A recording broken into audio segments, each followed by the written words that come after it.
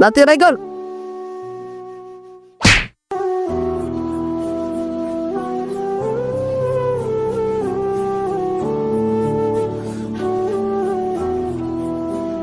Chairman সাহেব, কামটা ভালো করেন নাই, একদিনও আমরা টাকা হইব।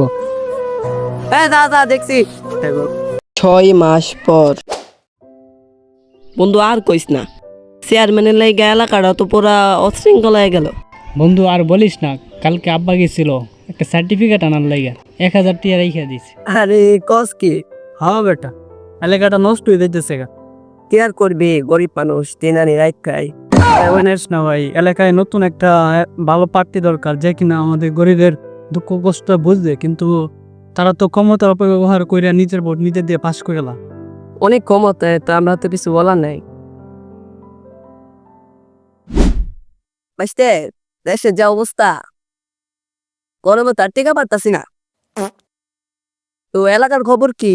বারে তো অনেকদিন ধরে তো আমার বিদেশে থাকা বাইস্তাদের খবর নিতে পারি না। একটু ভুল লাগাও তো, খোঁজ খবর নি।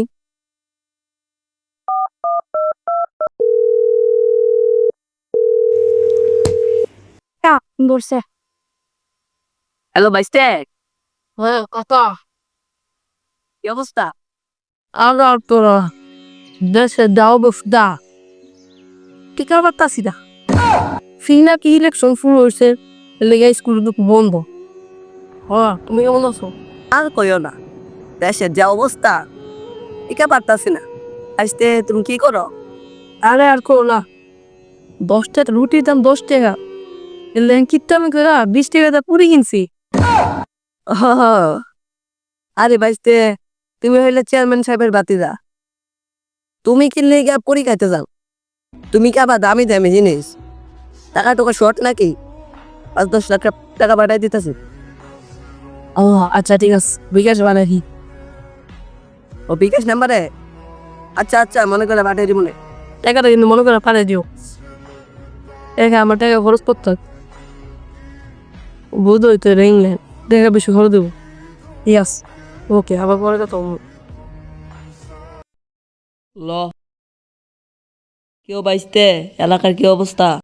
টাকা আর করেন না, কালকে এলাকার কেসলাম মিটার দিতাম, কিন্তু জুতোর বাড়ি আইছি, সাথে একটা বিষয় পারছি। কি কোস? আমার এলাকার তোরে জুতার বাড়ি দিছে, কিংবা জানি চেয়ারম্যানের এলাকায় তোরে জুতার বাড়ি দিছে, নাম ডালি তুই কো। চেয়ারম্যান সাহেব, যেটা দিয়ে বইটা গেলাম সামলাতে পারবেন না। আরে ভাই, সে তো ছোটখাটো বিষয়, তোমার না বললে আমার জানাইবে না, আমার জানাবে বড় বড় বিষয়। আচ্ছা বাদো বাদো, তার এলাকার জানাই ওলা। আচ্ছা বাদু যে সব গুজাও, বিকালে এলাকার যেতে হইব। ইয়া দেখে কিছু করতে পারি না, সামনে তো নির্বাচন, তারপর তো কেউ ভোট দিব না। বিকালে ব্যবস্থা করো, এলাকার যাবো। এটা হলো জব্বার মিয়ার ছোট ছেলে, ঘুরে ফিরে আর বন্ধুদের সাথে আড্ডা মারে, কোনো কাজকর্ম করে না। আর এইটা হলো জব্বার মিয়ার বড় ছেলে, কঠোর পরিশ্রম করে। ভাই আসেন আসেন আসেন আসেন আসেন। ভাই আপনি এই গাছটি কোথায় পেয়েছেন? ও ইডি।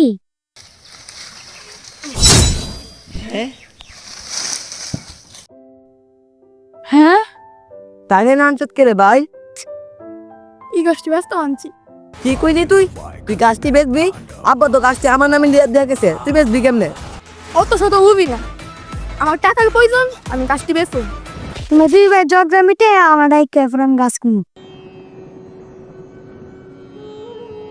ভাই ভাই, এ ভাই ভাই, তোমার লেগে রেফারিটা গেছে গা, গাছটি ব্যস্তাছি না। তুই গাছ ব্যস্ত না, আমার কি দিছে? এই গাছ আমি বেচতাম দিতাম না, এটা আমার বাপের গাছ, আমার দিয়ে গেছে। ভাই তুমি কেমন বেশি বাড়াবাড়ি করে? বাড়াবাড়ি করতে ঠিক থাক।